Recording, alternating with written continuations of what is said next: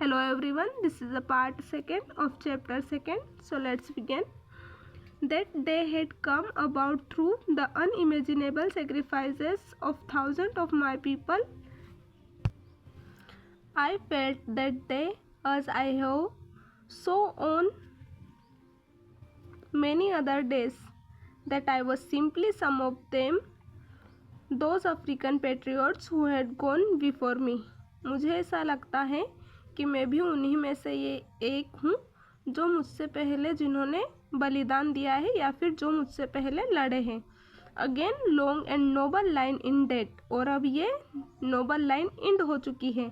And now begin again with me, और अब मेरे साथ एक नई शुरुआत होने वाली है. I was pain that I was not able to thank them, और मुझे इस बात का दुख है कि मैं उन लोगों को थैंक यू बोलने के काबिल नहीं हूँ, योग्य नहीं हूँ. And that they were not able to see what their sacrifices had wrought, और वो अब नहीं है तो वो देख भी नहीं पा रहे हैं कि उनके बलिदानों का क्या प्रभाव हुआ है.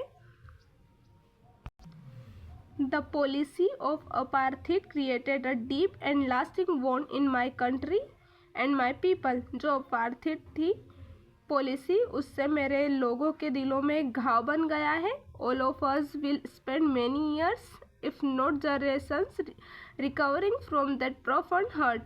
और generations तक, सदियों तक हम उससे रिकवर होते रहेंगे. But the decades of oppression and brutality had another unintended effect, and that was that it produced the Oliver Tambos, the Walter Sissus, the Chief Luthusis, the Yusuf Dedus, the Bram Fishers, the Robert Sobuquets of our time, men of such extraordinary. लेकिन ये इन लोगों के ही बलिदानों का फल है जो हमें freedom मिली है, लिबर्टी मिली है, अपार्थित की पॉलिसी खत्म हुई है और हम डेमोक्रेटिक शासन बनने वाले हैं.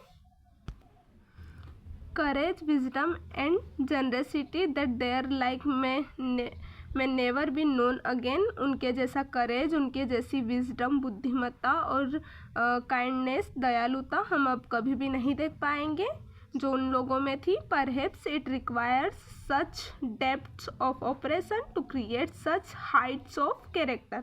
और मुझे ऐसा लगता है कि बहुत दुख या फिर बहुत सारे संकट आते हैं तब जाके ऐसे महान लोगों का निर्माण होता है. My country is rich in the minerals and James that lie beneath. और जो मेरी कंट्री है वो मिनरल्स में और जेम्स में बहुत ज़्यादा रिच है, अमीर है. But I have always known that it's greatest wealth is it's people. लेकिन मैं हमेशा से यही सोचता हूँ, यही जानता हूँ कि मेरी कंट्री के सबसे ज़्यादा जो वेल्थ है वो मेरे पीपल है, मेरे लोग हैं. Finer and truer than the purest diamonds, जो कि बहुत अच्छे हैं, बहुत सच्चे हैं और प्योरेस्ट डायमंड्स हैं. It is from these comrades in the struggle that I learned the meaning of courage. जो भी मैंने नाम गिनाए उन्हीं साथियों से मुझे करेज का मतलब पता चला. Time and again I have seen men and women risk and give their lives for an idea. लोगों ने उनके जीवन दिए हैं एक आइडिया के लिए, और उस आइडिया का नाम क्या है? समानता, लिबर्टी, आज़ादी. I have seen men stand up to attacks and torture without breaking, showing a strength and resilience that defies the imagination. I learned that courage was not the absence of fear. मैंने सीखा कि courage क्या है. absence of fear नहीं है, डर की absence नहीं है, भय की अनुपस्थिति नहीं है. but the triumph और लेकिन उस पर जीत पाना, उस पर विजय पाना. The brave man is not ही. जो ब्रेव बहादुर व्यक्ति है वो नहीं है. He who does not feel afraid, जिसे कभी डर ही नहीं लगता हो. But he would conquer that fear, लेकिन वो है जो इस डर पर जीत पाले.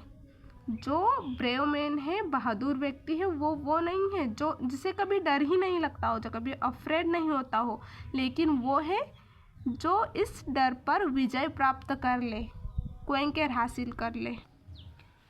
No one is born hating another person. यहाँ पे नेल्सन मंडेला बोलते हैं कि कोई भी व्यक्ति किसी को नफरत करने के लिए पैदा नहीं हुआ है, because of the colour of his skin, उसकी स्किन कलर को देख के, और हिज बैकग्राउंड, उसके बैकग्राउंड को देख के, और हिज रिलीजियन, उसके धर्म को देख के।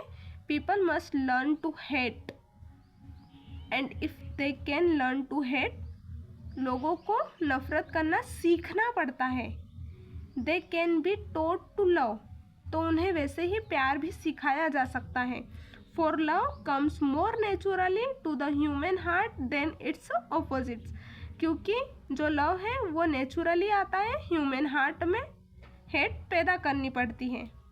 Even in the grimmest times in prison, और सबसे बुरे दिनों में, प्रिजन के, जेल के सबसे बुरे दिनों में, when my comrades and I were pushed to our limits, जब हमें मारा जाता था, I would see a glimmer of humanity in one of the guards, लेकिन हमें फिर भी ह्यूमैनिटी दिखाई देती थी। जो हमें मारते थे उनके चेहरों पे ह्यूमैनिटी, मानवता दिखाई देती थी। Perhaps just for a second, शायद कुछ समय के लिए, शायद कुछ सेकंड के लिए, but it was enough to reassure, but it was enough, लेकिन ये पर्याप्त है रिश्योर करने के लिए, me and keep me going, और मुझे हमेशा आगे बढ़ते रहने के लिए, जागरूक करने के लिए। Man's goodness is a flame, goodness एक फ्लेम है, that can be hidden but never extinguished, जो छुप सकती है लेकिन ख़त्म नहीं हो सकती। सो यहीं पे हमारा चैप्टर ख़त्म होता है। Thank you so much for watching.